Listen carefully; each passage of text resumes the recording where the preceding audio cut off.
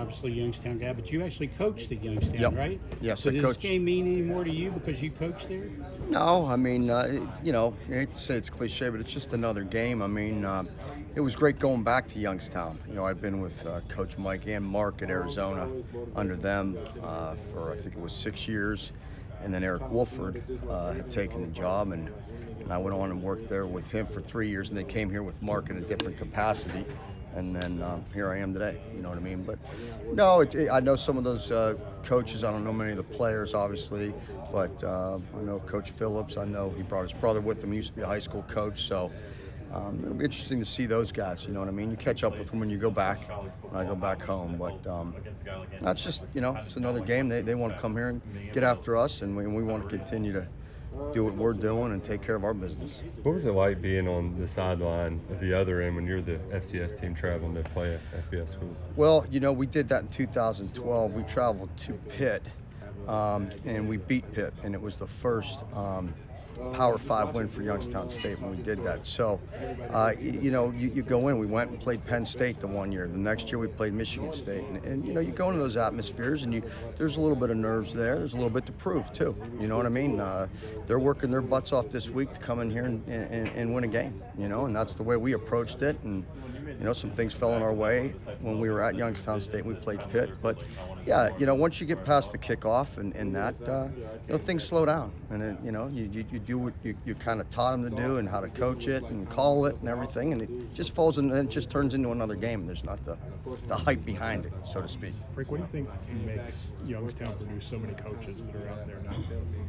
I think, at least for me, I don't want to speak for all the others, but, Carter Mooney, you know what I mean? I played for Don Butchie, was the head coach there. Coach Stoops, his father, coached me.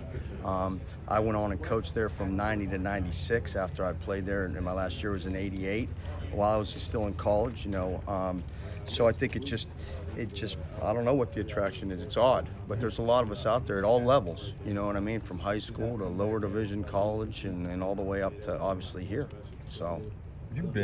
You're one of the few that's been here throughout the whole tenure that Mark's been here. Yeah. How have you seen him, not only stay the same, but evolve throughout the last decade as a coach? Well, I don't think that he's afraid to look at himself and say, what can I do better? You know what I mean? He's an unbelievable guy, you know what I mean, to his players, and they're first and foremost. And I think that carries a lot of weight with these guys. They know that he cares about them, that he's going to do everything he can for them on and off the field. And I think that, he's learning as we all are learning. I mean, you better learn. If you think you know it all, it's going to smack you in the face, and if that happens, you better be ready to bounce back. What's your message to Jordan Lovett this week, now that he's taken on a bigger role with Jalen? It's just, hey, you've done this. We've done this. We went through the spring, all those reps, and then in the fall camp and all that. And, I told each of those guys in the room, I don't care who you are, but we need everybody in some capacity, some way. You never know what's going to happen. And it's unfortunate for Jalen that it happened, obviously in the second game. But I just told Jordan, just stay the course. We're doing a little extra, you know what I mean? Just as far as communication and all that, just making sure it's clean and clear. But he's ready. I mean, the whole plan was to have a good rotation this year with all of them. It's a long season. It takes one play, and you lose somebody. So, but I think he'll be ready. I think he's locked in. It's a home game, which will help. You know what I mean? And we'll see how it goes. But I have all the confidence in him. What do you think it is about the kids now in kind of this generation that can get thrust into that situation at the swamp and not be overwhelmed? Preparation, you know what I mean? Just being prepared and ready. I mean, they knew they were going to play in that game. I mean, Jordan was going to play for Jalen, and Zion was going to go in at some point for Ty. And when that happens, it kind of doesn't. Sometimes you get into a rhythm with a group of guys on the field, and we weren't out there for long drives. We were very fortunate for that, at times. You know what I mean? We played a pretty good second half. So as long as I don't feel them, I'm up in the box. As long as I don't sense when I call down that they're fatigued, because I want fresh, because sometimes you not only get physically fatigued, you get mentally fatigued.